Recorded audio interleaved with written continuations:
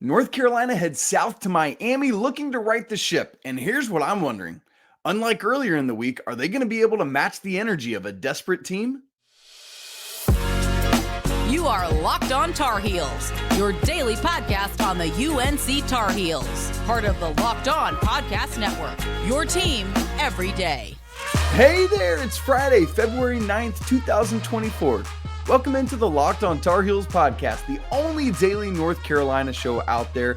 I'm your host, Isaac Shade, and I want to thank you so much for joining us to get your first listen or watch every single day and your best Tar Heels content out there.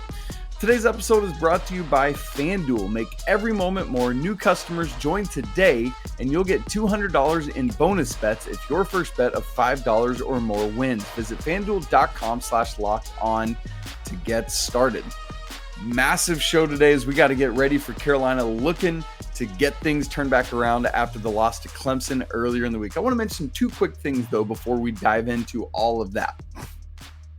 Earlier this week was the 9th anniversary of Coach Dean Smith's passing. And so I had just put something out on Twitter like, hey, just drop your favorite memories of Coach Smith. And there's been some really neat memories from people all across the spectrum.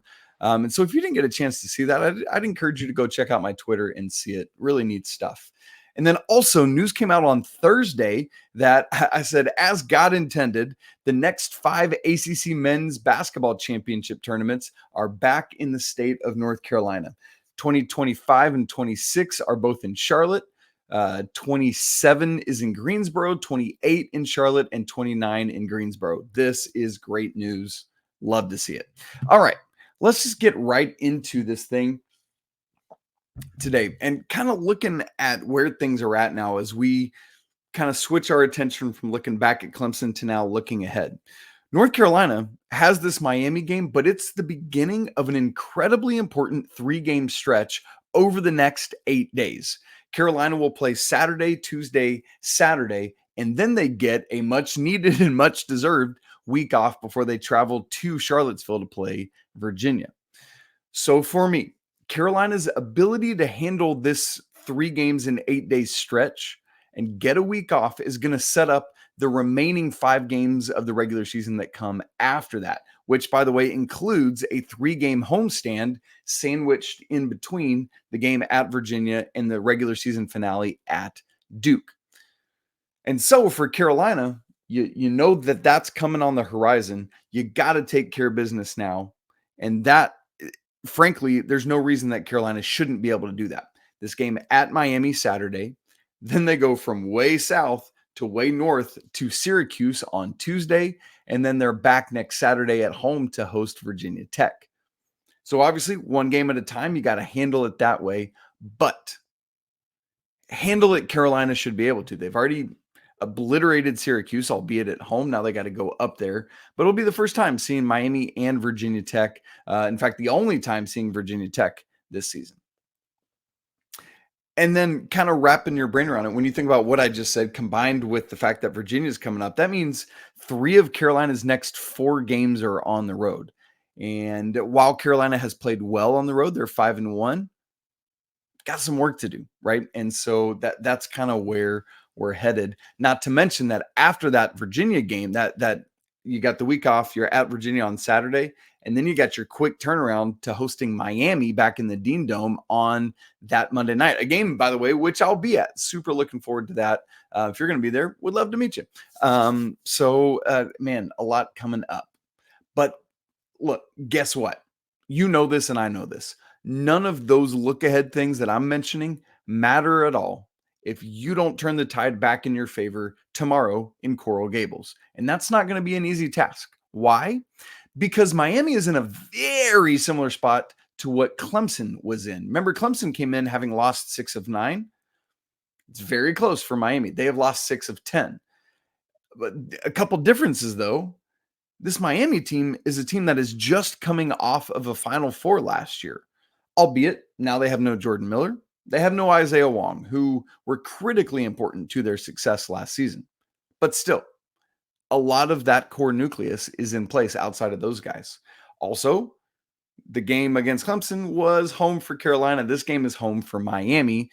And a Miami team, I might add, that just got utterly embarrassed at Virginia, 60-38. Ugly, ugly stuff. So Miami is champing at the bit to get back out there and prove that was not who they are, but more of a one-off. So I ask the same questions then as we did ahead of the Clemson game. Can the Tar Heels match the intensity from the tip and all the way through the final buzzer of a desperate team trying to fight their way out of a losing skid? Can you match that level of desperation? Can you be ready to go from that opening tip with the same ferocity with which you attacked the Duke game? Do you remember how locked in Carolina was from the tip on that? That's what we're looking to see, that level of activity and aggressiveness. Can Carolina play a full 40 minutes? Not just the beginning and not just the end, but the middle as well. But now the difference, unlike the Clemson game, can you do it on the road? Again, Carolina is 5-1, but also this is a building in which Carolina got smoked by 28 points the last time they played in it 2 seasons ago, Coach Davis's first year. So Carolina's got some work to do. Now, look, let me be frank, let me be honest. North Carolina is objectively a better basketball team thus far this season than is Miami.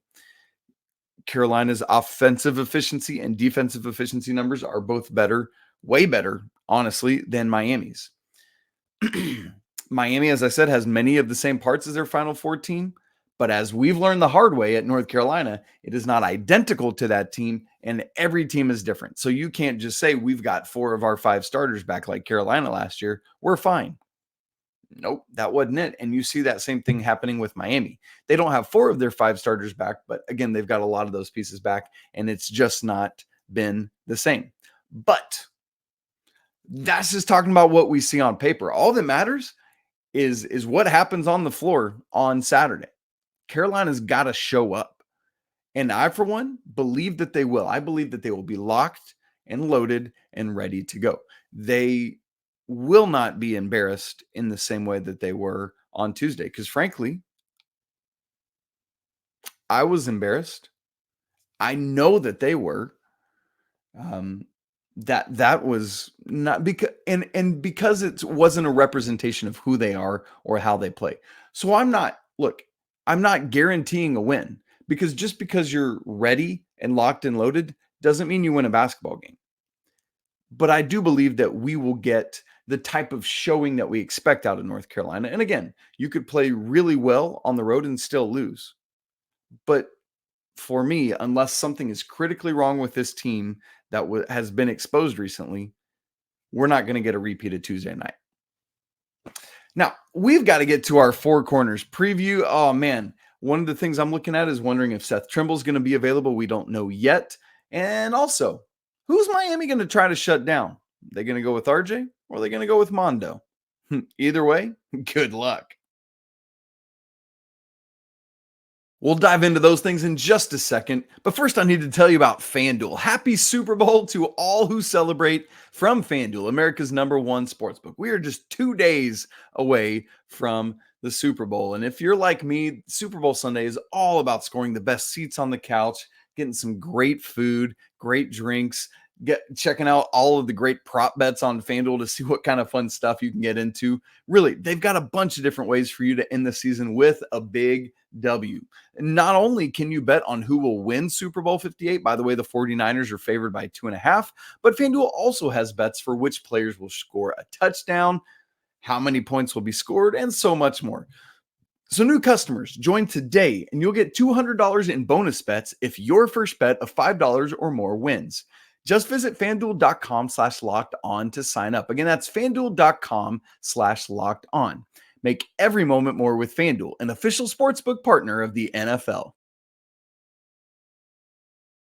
All right, folks, here we go. Four Corners preview. We already talked about Dean Smith today, and so it's neat that we get to honor him as we do with every game preview and recap. Number one, is Carolina going to have Seth Trimble? Will he be available? To this point, and just for time stamping it, I'm recording later on Thursday evening. We don't have specificity on that yet. Remember, on Tuesday, we didn't find out that he would be out until 30 minutes to an hour before the game. And even then, just because of the way injuries are disclosed, all we knew was upper body injury. So we wait to find out more. You would love to have him, but it's one of those situations where Carolina has their eyes set on bigger things than a win at Miami. And while you don't want to take any losses, being limited or restricted personnel wise for a couple games is better in order to be healthy later. And I know you take some dings to your resume sometimes because of that, but so be it. So if Seth is out again, will we see Paxton Wojcik take the majority of his minutes as he did on Tuesday? I'll say it again, I'm surprised Jalen Withers didn't see more minutes. And again, I know they are positionally different where Jay Witt is a front court player and Seth obviously is a backcourt player, but still the athleticism needed, especially as you think about a Miami team. I wouldn't be shocked if Seth is out if we see more of Jalen Withers in this game. The Heels will need him. Number 2 in our Four Corners preview, who's Miami going to try to shut down? It's been really interesting to watch how teams defend the Tar Heels.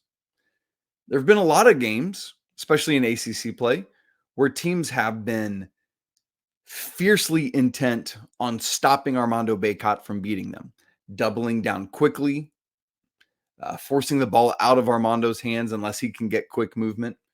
Of late, though, we've seen a couple teams try to go more at RJ Davis to stop him, putting bigger, more physical opponents on him, trying to deny him even receiving passes, whatever it is.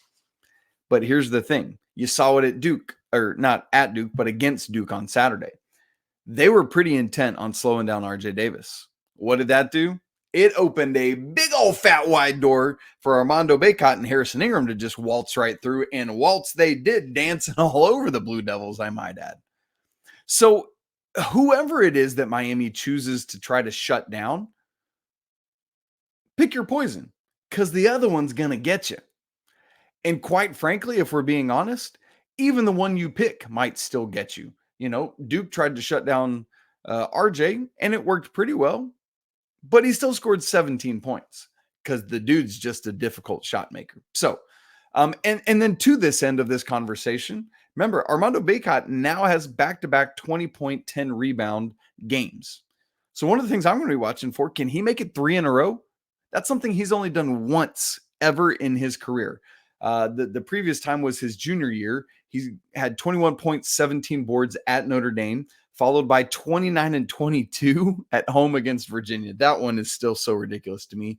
And then 29 and 12 at home against Georgia Tech. So Armando trying for his third straight 20-point, 10-rebound game. Number 3 in our Four Corners preview. This is going to be a battle of free throw wills. It's kind of one of those things we often like in a football game. If the strength is the offensive line at a defensive line, it's that whole something's got to give. Well, that's the case here. We all know, because we've talked about it all season long, of what a critical component the free throw line is in North Carolina's offensive arsenal. Carolina has a fierce desire to get to the free throw line, but I'm curious to see which is going to play out. Carolina's desire to get there, or Miami's ability to stop opponents, or rather not allow opponents to get there, to stop North Carolina from doing it. And here's why I say that. Miami is 4th nationally, allowing just 12.8 free throw attempts a game. They're also 4th nationally, allowing just 9.1 free throw makes per game.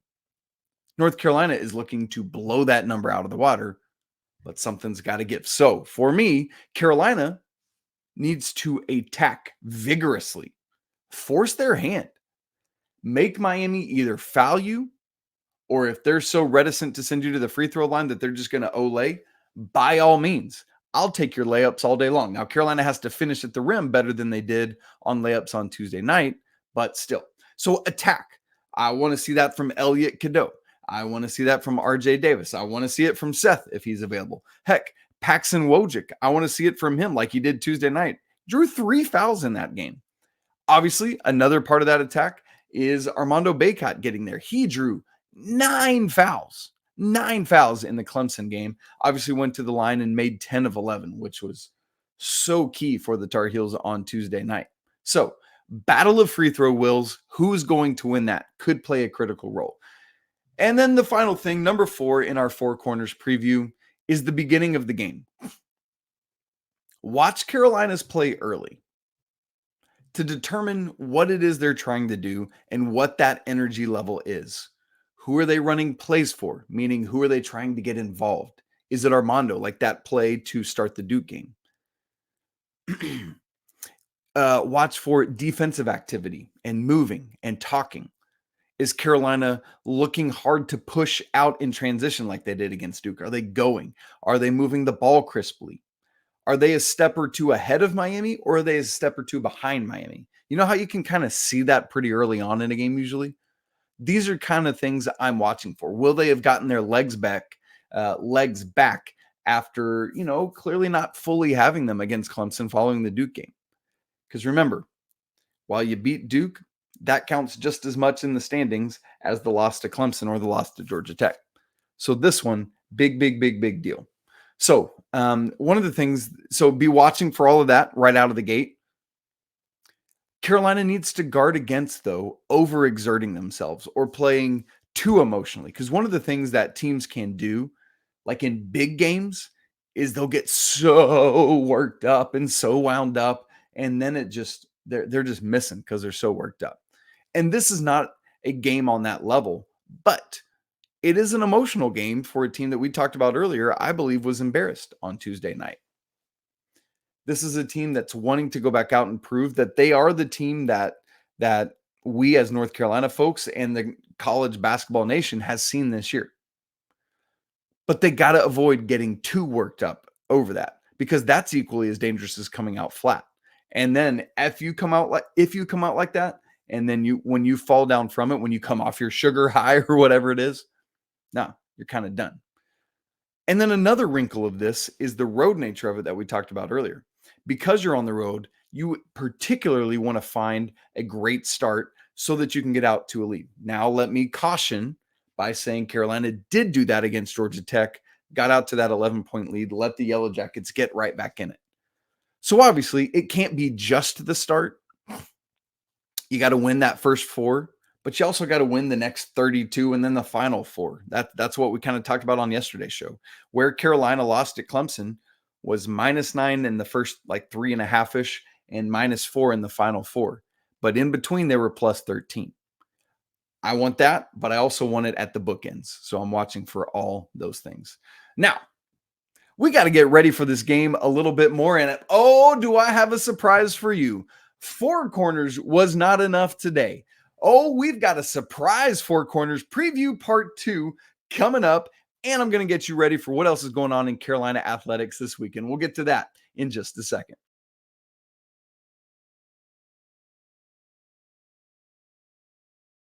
All right, Four Corners preview part 2.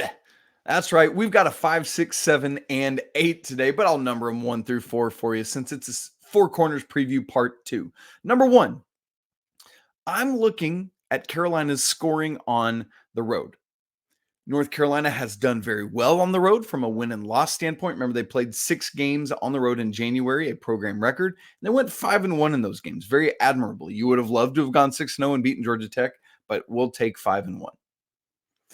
But while Carolina has done well from a win and loss perspective on the road, what there is a big difference in is the scoring margin from at home to what they're doing on the road. And you expect typically some level of that, but it's a pretty big gap, pretty considerable scoring differential. At home, North Carolina has played 11 games this season, and in those, they are averaging 89 points. The lowest they've scored at home is 76. And it's not one of those things where it's like there's these weird outliers where you've got 5 games where he scored 100 and then several where he scored 7. No, it's a nice even spread of the points that Carolina has scored this year. So again, 11 home games averaging 89 with the low of 76. Carolina has played 6 road games. Their average dips by 18 points down to 71 points a game. And remember, I said the low at home is 76. The high on the road is 76. So the Tar Heels have not gotten to 80 points on the road this year. I said this before the last road game. I guess it would have been before the Georgia Tech game. Said, can this be the first time Carolina gets to 80 on the road? Well, it wasn't, clearly and obviously. Watching for it down in Miami. Much better chance to do it against two teams that are going to want to score a bunch of points. And so really interesting dichotomy between road and home splits in terms of scoring. Looking for Carolina to do the job and get to 80 for the first time. Number 2 in Four Corners preview part 2. Cormac Ryan, right? Like this poor guy has been the brunt of a lot of heat this week. He's taken a lot on. I hope that he hasn't seen or heard it. I hope he's just staying within himself as a basketball player and tuning out the chatter. But obviously, he has been a topic of a lot of debate this week. I have heard no end of Cormac Ryan cannot be a starter anymore. He's got to go to the bench. Let's get Seth Trimble starting. Another one I heard is let's move Harrison Ingram down to the 3 and start Jay Witt or Jay Wash at the 4. These kind of things. I'm just here to tell you right now, that's not going to happen. Coach Davis is going to continue to roll with this same starting 5. And of course, watch. He's going to do something completely different tomorrow, and then you'll all laugh at me and whatever. Fine. Unless something weird happens, we're not going to see a change. But here's the good news. The way the season's gone back, bouncing back and forth, after an 0 of 6 from 3 performance on Tuesday night, Cormac's due to give us 2 or 3 at Miami tomorrow. So we're looking for that. No, in all seriousness, I do expect a bounce back. Again, I like his shot. I think it looks good. I expect it to go in. It just isn't at the level he or anyone would want it to. It's 28 something right now. But keep in mind and continue to remember that Cormac does not let that take him out of a basketball game. There is so much more that he brings to this team in terms of feistiness, rebounding, defense, finding other things to do to help the team. But that said, I'm going to be dialed into watching what Cormac does and how he shoots and all of those things. So we'll be on the lookout for that. Number 3 in Four Corners recap Four Corners preview part 2 is the Carolina defense. We've talked about it all season long, early in the season, because things weren't going great and Carolina was letting team after team have a score just go off. Like I'm thinking back to Eric Dixon in that kind of era, Dalton Connect, the Tennessee performance. Good grief. But obviously we know from Oklahoma on, things got really good. However, 6 of the last 7 games, Carolina has allowed their opponent to score over 1 point per possession. They had not been doing that. But 6 of the last 7, that's what the Tar Heels have allowed. The previous 2 opponents have scored the 3rd and 4th highest PPP of the season on Carolina. So one of the things I'm watching, can the Tar Heels rein that defense back in, get that defensive efficiency back kind of on target where they want it? And then the final thing in the Four Corners preview part 2 is North Carolina, as you know, because I've talked about it, has been struggling with first half turnovers on the road. And I know that's oddly specific. Turnovers in the first half on the road. Carolina has done a marvelous job taking care of the ball the last 2 games. Just 5 turnovers against Duke, just 6 against Clemson. Love that. Great work. But the first half of the last 3 roadies, 9 turnovers at Boston College, 12 turnovers at Florida State, and 10 turnovers at Georgia Tech. Carolina's margin of error, room for error, whatever you want to say, is not enough to be able to sustain that kind of first half downturn. Carolina has to hold on to the ball better than they've done in the first half, in particular, the last 3 games. Now, the funny thing is that in each of those, they've done a much better job in the second half. I just want to see that for the full 40 minutes in this game. Why? When you hold on to the ball, you're able to end more possessions with a shot. When you end more possessions with a shot, those shots often go in. And what happens when they go in? You score more points and you win basketball games. Hold on to the ball in the first half and the second half, but critically the first half, Tar Heels. All right, let's get to talking about Miami a little bit. First off, it's weird, so weird, to get to game 13 of your 20 ACC games, and you're playing this Miami team for a first time, but you're going to play them again before it's all said and done. Pretty crazy stuff there. Anyway, Carolina at Miami tomorrow, February 10th, 4 Eastern on ESPN. No FanDuel line yet, but Ken Palm has it Carolina by 7 points, 81-74. All-time series record, Tar Heels lead at 26-10. Coach Davis, interestingly, is yet to beat the Hurricanes. 0-2, the loss last year at home, lost his first year on the road. Miami's still coached by Jim Larinaga. He's still there. He's still doing it right now as I record. They're 68th in the net, meaning this is a quad one game. Quad one on the road is all the way up to team 75. So we'll see what happens with that. At Ken Palm, Miami is 74th. They're 56th in offensive efficiency, 107 in defense. Really didn't have many good non-con wins. Like their best non-con wins are Kansas State and Georgia. They're really only higher profile non-con games they lost. And that was Kentucky and Colorado. Now those obviously are not bad losses. Those are good losses because those are two really good teams. Kentucky obviously better than Colorado. But because of losing both of those were kind of their only two like elite games of non-conference play. And so Kansas State and Georgia are the best ones on your resume. ACC wins, they've beaten Clemson, they've swept Virginia Tech. Those are honestly for me their best three. And then their ACC losses, I'll list them all for you. Wake versus Louisville. Yeah, they lost to Louisville in Miami. Do you remember that? Yeah, that happened. Florida State, at Syracuse, at State, at Virginia. So, like I said, just like Clemson, ACC losses are piling up, desperate for a win. Players to watch, you know some of these names already. Norchad Omier leading the team this year, 17.6 points, just shy of averaging a double-double, 9.8 rebounds. Matthew Cleveland came over from Florida State, or came down, I guess I should say, from Florida State. He's second on the team, 14.2 points, 6.2 boards. Nigel Pack also averaging 14 points a game, 3.7 assists. And then Wooga Poplar, one of my favorite names in all of college basketball, 13.9 points, 4.9 boards, and 2.2 assists. So he's doing a little bit of everything. So that's 4 players, all averaging 13.9 or better. The thing is, though, that there's not a ton of depth for Miami. Don't confuse these two Florida schools. Florida State's rolling out all the dudes. Miami is kind of more like Carolina's depth and bench usage. So the most common starting lineup anyway for Miami is the 4 guys I just named: Omier, Cleveland, Pack, and Poplar. And then the most commonly used fifth starter is Bensley Joseph. However, 3 times, including the 2 most recent games, Coach L has inserted Keyshawn George instead of Bensley Joseph, and true freshman, and has had some games, like had a 21-pointer. I think it was against Wake Forest. And so like hit 5 of 9 from deep in that game.